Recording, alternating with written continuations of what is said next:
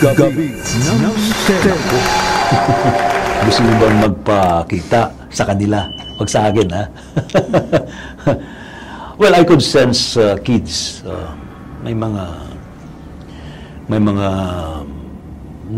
Mayroong babaeng bata na nakadress. Mayroong isang lalaki na nakashort. And mayroon din isang lady na nakaputi. Sa paligid lang. Hindi ko lang madisting isang lugar. Pero nasa paligid lang.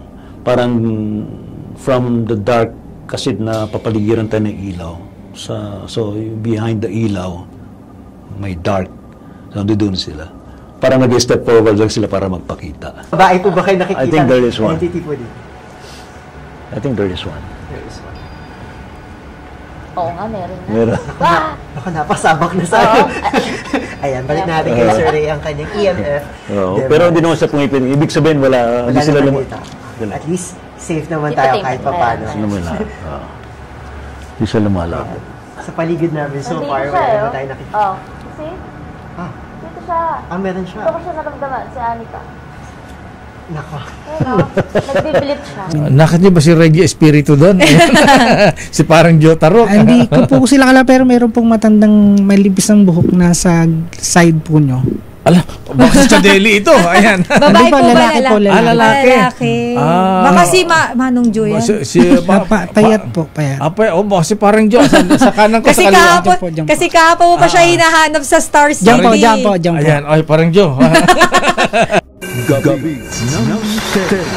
Ngayong undas, manipis ang boundary between the physical reality and the spiritual world. So, in-expect natin, we have to expect that we can see these ghosts around. We can feel their presence anywhere we go.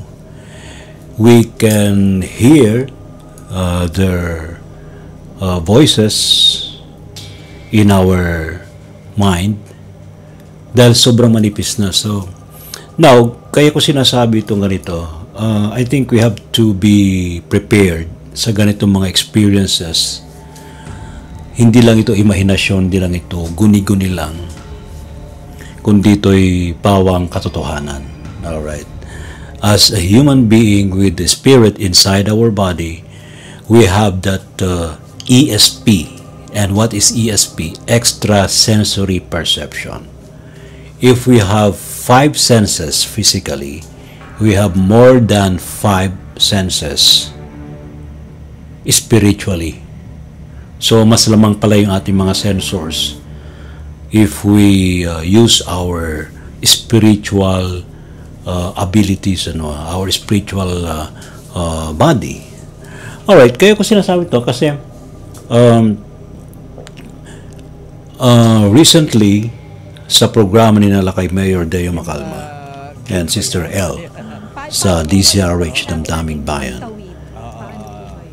ako nag-recommend kina Brother Elias Pascasio, isa siyang spiritual healer, and Miss H, Miss Hercel Santos, isang psychic, she's also a Reiki master, and of course nasaan rin siya, divination. Nakita nila yung mga ghosts sa mismong studio ng DCRH live, habang sila'y live on air, live broadcast.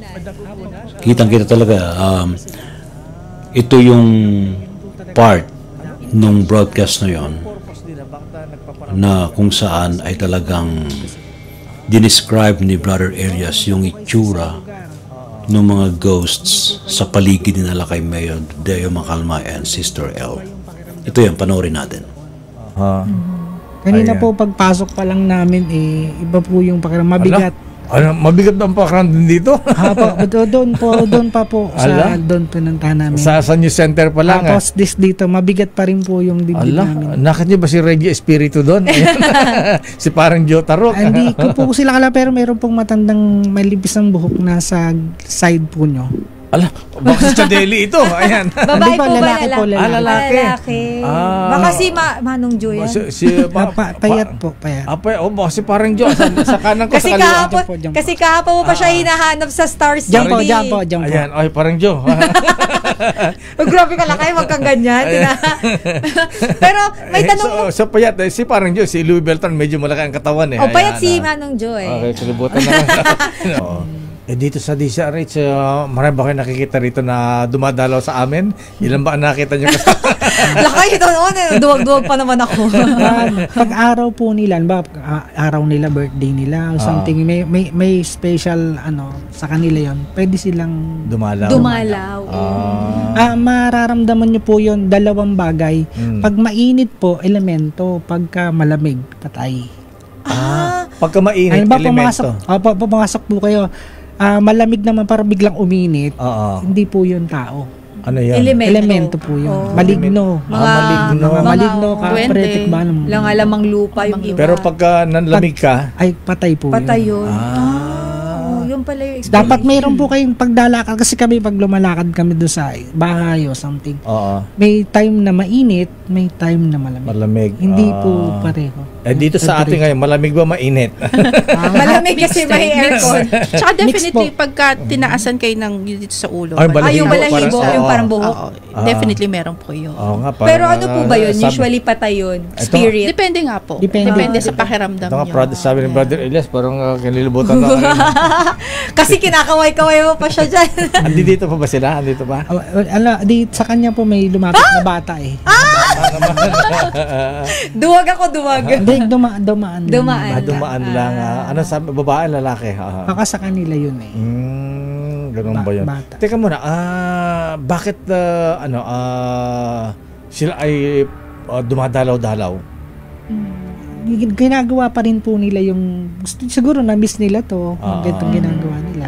Yung mga kasama namin nga namatay dito, gusto ba rin ba nila mag-broadcast? Minsan po nag-static po, kaya namamatayan ng ilaw, may mga signs po yun. Yun ba yun? Oo.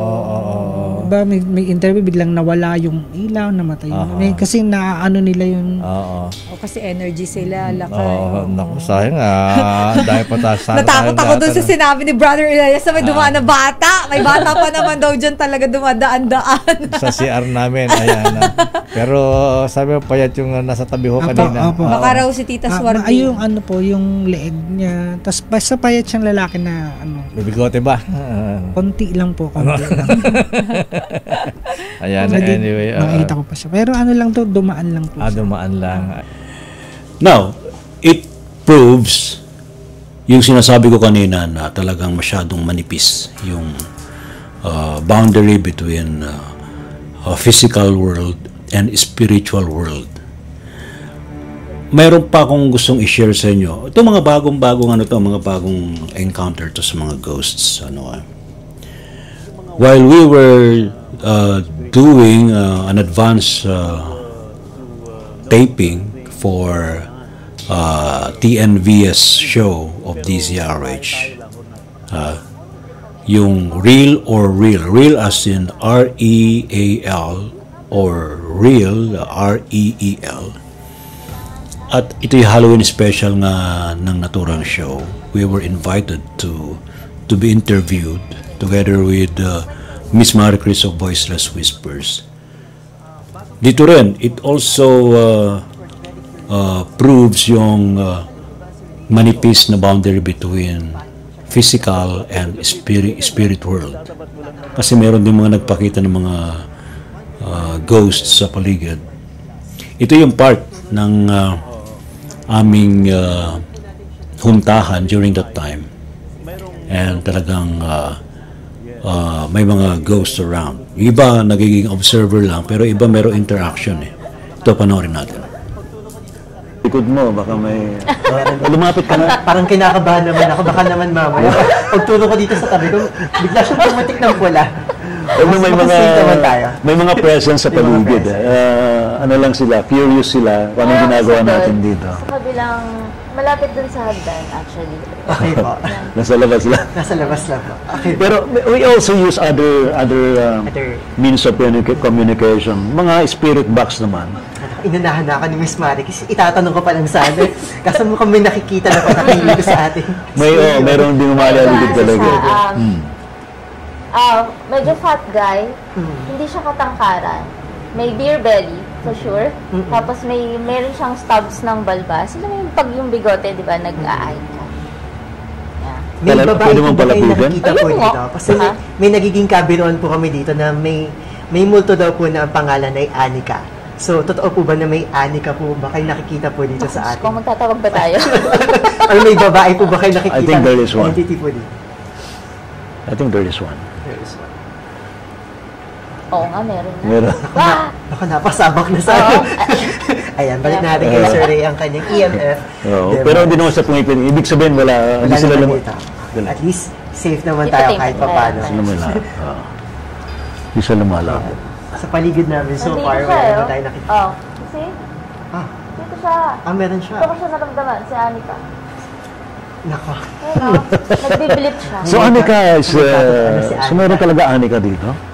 Pero parang feeling ko hindi Anika yung... Siya lang kayo lang ang nagbinyag sa kanya. Oo, hindi Anika yung name niya. Pero there definitely is a spirit.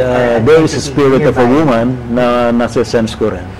Okay pa. Parang ang name is, Marika, hindi Anika. Oo. Marika. Marika. Marika.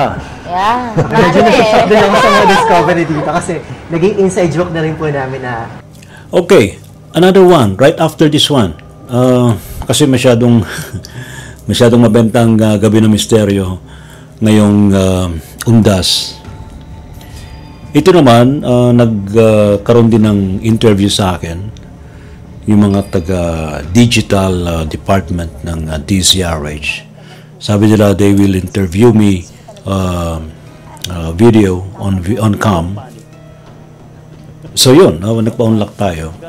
And it is, I am honored to be interviewed kasi ito yung mismong sa production mismo to ng DZRH sa pinaka-main na page ng DZRH. Alright. So nag-interview na-interview rin ako. And during the interview, tinanong din ako kung merong mga nagpaparamdam sa paligid. So yun, meron nga. So, i-describe ko rin kung ano yung na-sense ko around and using my mind's eye, dinescribe ko rin yung itsura. Ito yun, panoorin natin. Naku. Gusto niyo bang magpakita sa kanila? Wag sa akin, ha? Well, I could sense kids.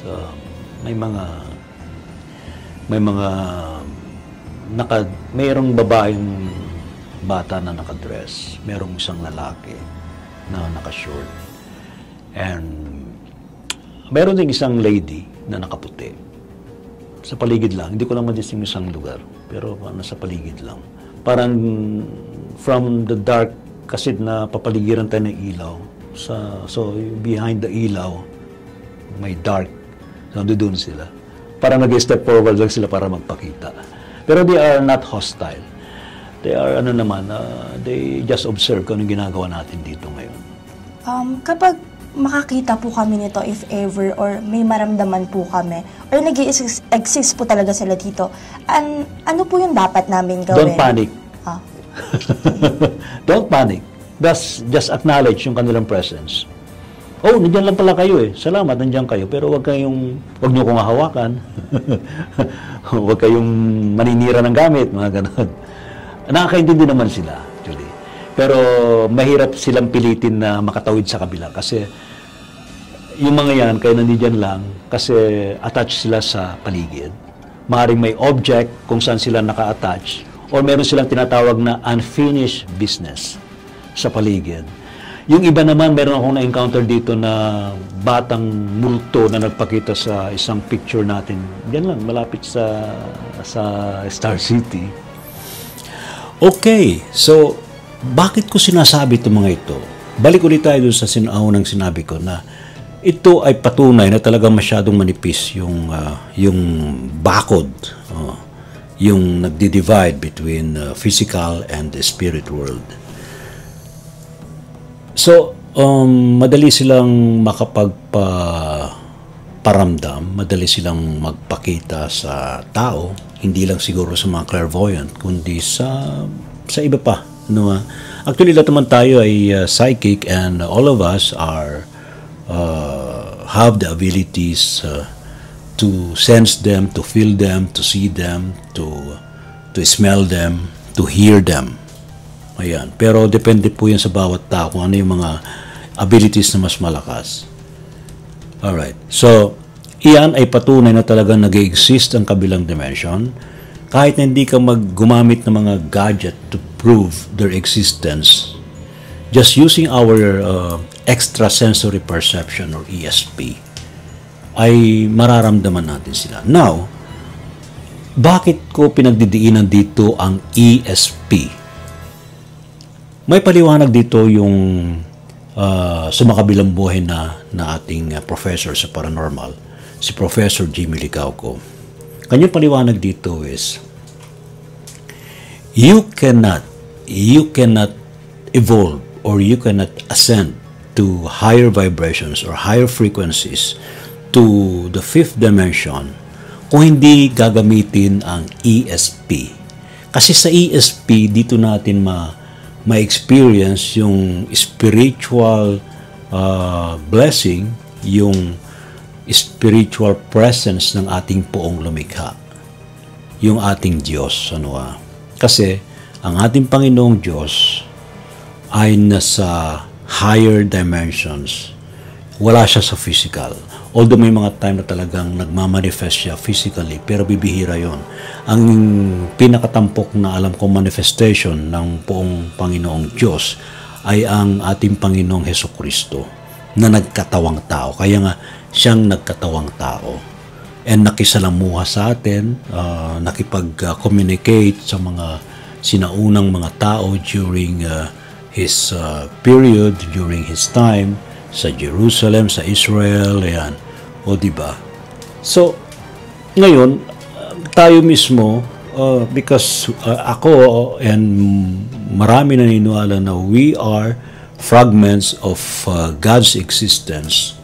So, the only way to reconnect to our God is to be sensitive sa energy, sensitive sa light beings. In order for us to communicate with the divine beings, we have to use our ESP. Ayan. Ito, ating panoorin yung paliwanag tungkol dito ni Professor Jimmy Licauco. Pag ako nag-umpisa mag-staliksik tungkol dito, marami ako mga tanong sa sarili ko, no? Tungkol sa may mga taong naalaman ko ng mangyayari sa kanilang buhay o sa ibang tao. Naalaman nila kung may isang problema, kung paano i-solve itong problema ito. They can anticipate before a problem arises. They can avoid danger.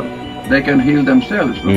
So may maraming mga application itong mga bagay na ito. And most importantly, ay yung ating relasyon sa itaas. Ating relasyon sa Espiritu, sa Diyos, no?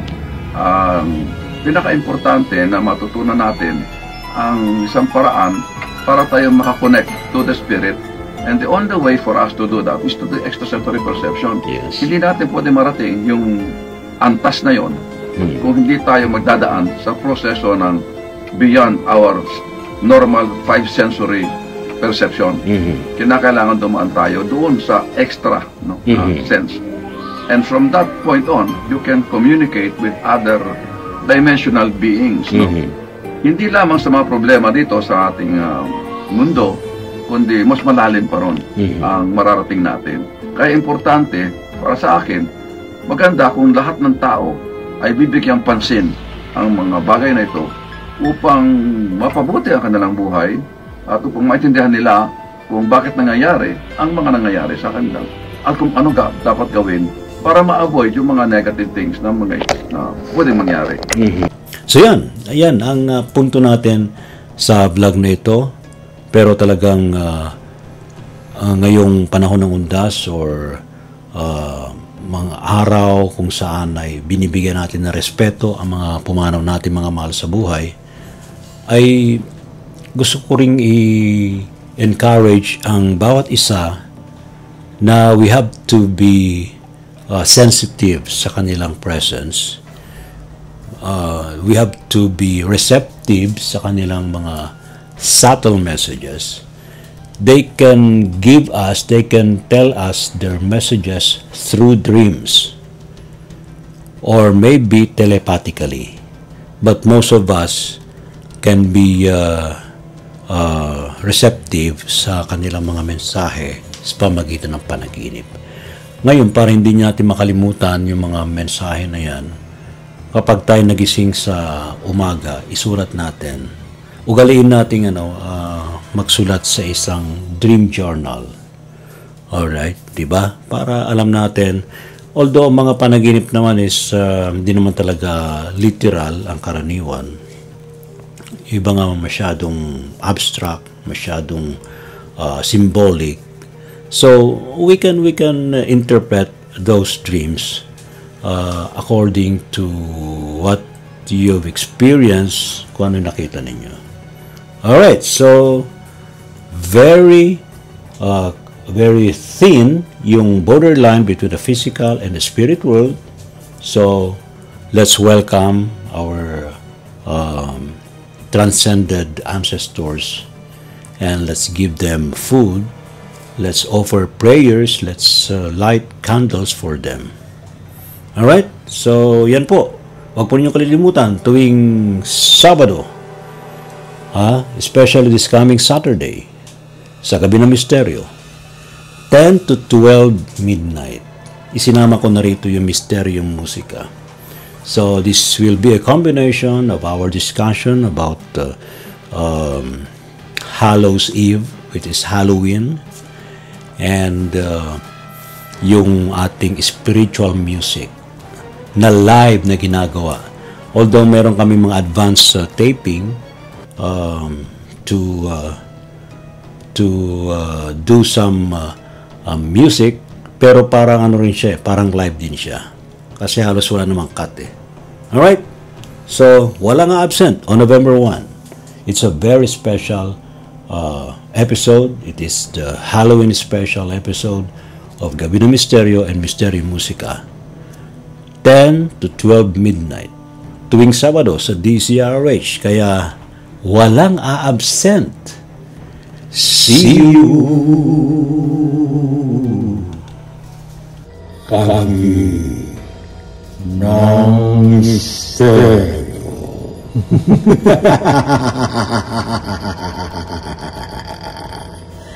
Inaanyayahan ko kayo na panoorin, makinig sa Gabi ng Misteryo.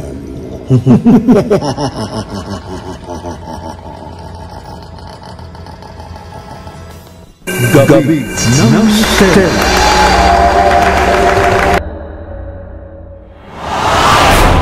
Encounters mga sightings ito. Doon ba'y palatandaan na talaga malapit na mga experience o meron kayong sightings ng mga UFO? Higher beings, especially to the universe you call God. Innumerable company of angels beyond human comprehension.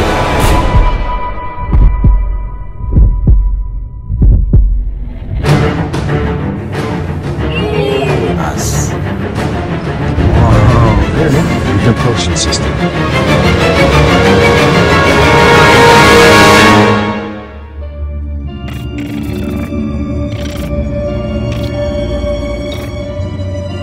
Gabi ng Misteryo.